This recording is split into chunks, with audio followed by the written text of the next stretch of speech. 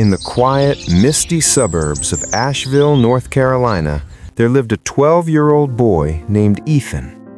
While other children his age were lost in dreams, Ethan was already awake, haunted by a vision only he could see.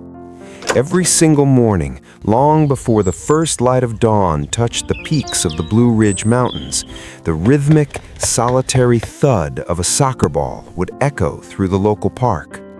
Ethan was the living definition of grit, the first to arrive under the fading stars and the last to leave when the streetlights flickered on. He didn't just play soccer, he breathed it. This was the power of routine in action.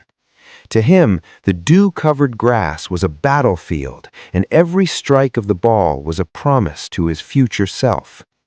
But Ethan's iron will was forged in the fires of a difficult past.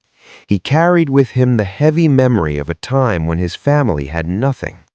He remembered the nights when the city felt cold, and his stomach felt even colder, a hollow, gnawing ache that sleep couldn't silence.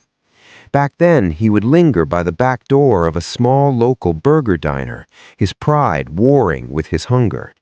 There was a kind woman there named Edna, a late shift worker with tired eyes and a golden heart. She, along with two other women, saw the exhausted boy in his tattered soccer gear and reached out. They would hand him leftover burgers, small acts of mercy that felt like a feast to a starving child.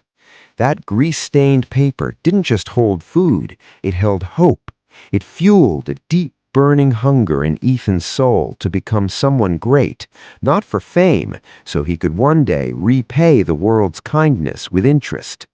This was the power of small steps that would one day lead to a massive success story. One humid afternoon, however, the fire in Ethan seemed to flicker out. He returned home from school and collapsed onto the living room sofa, looking completely broken. He stared at his math textbook as if it were an enemy he couldn't defeat. When his father sat beside him, Ethan finally let the walls crumble. He confessed that no matter how hard he tried, he felt small compared to his neighbor Logan. In the classroom, Logan was a titan, solving equations with ease. To Ethan, it felt like a match he had lost before it even began. He was beginning to feel like the character in a story of a lazy boy, losing his drive because he lacked motivation. Sensing his son's spirit was wavering, Ethan's father led him out to their backyard garden.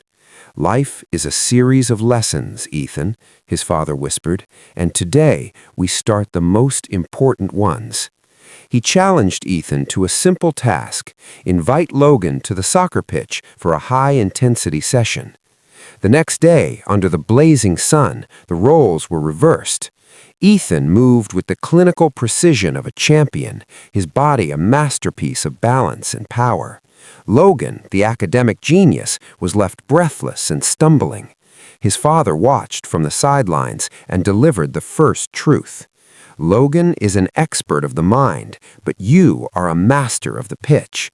Never let someone else's scoreboard tell you what you are worth." This is a great example of English conversation practice, learning to communicate your value. But Ethan was determined to master his weaknesses, so his father gave him a second challenge: to use your time wisely by observing the secret of Logan's brilliance. For an entire day, Ethan watched Logan with the eye of a student. He realized then that Logan's talent was actually a beautiful, quiet obsession. Logan was calculating statistics while he ate, solving logic puzzles during recess, and engaging with numbers every waking second. Logan treated math exactly how Ethan treated soccer. The lesson was etched into Ethan's heart. Greatness is never a gift. It is a choice made every single minute. Discipline is more important than motivation, and the power of daily discipline is the only bridge to the impossible. For the final lesson, Ethan's father asked Ethan to study math 3 times harder than he ever had. Ethan sat at his desk that night, trying to apply his champion's grind to his books. He pushed through the exhaustion, his head throbbing, trying to maintain self-control. But without the spark of love, the effort became a burden too heavy to carry.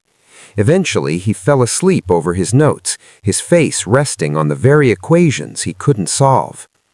When he woke to his father's gentle touch, Ethan felt the sting of failure. "I couldn't do it, Dad," he choked out. But his father smiled, a look of pure pride in his eyes. "Ethan, it is nearly impossible to maintain elite consistency if you do not love the process. When you love the grind, the hard work feels like a privilege. To become truly immortal in what you do, you must either find what you love with your entire soul, or find a way to fall in love with the struggle of learning." In that moment, Ethan felt the same hunger that had once driven him to that burger diner's back door. It was a hunger for growth, for gratitude, and for excellence. He realized that his struggle wasn't a sign of weakness, but a map to his greatness. He promised to carry these lessons of passion, practice, and the power of daily habits with him for the rest of his life. He knew now that he didn't need to be Logan. He just needed to be the boy who never stopped running. We hope this inspiring story helped you learn English and provided some valuable English listening practice today. If you want to see more English stories with subtitles and English audiobooks, make sure to like and subscribe. Practice your English speaking by letting us know in the comments what is one goal you are chasing with the power of hard work. Keep practicing your listening English practice, and remember, the power of daily discipline will make you unstoppable. See you in the next English story for beginners.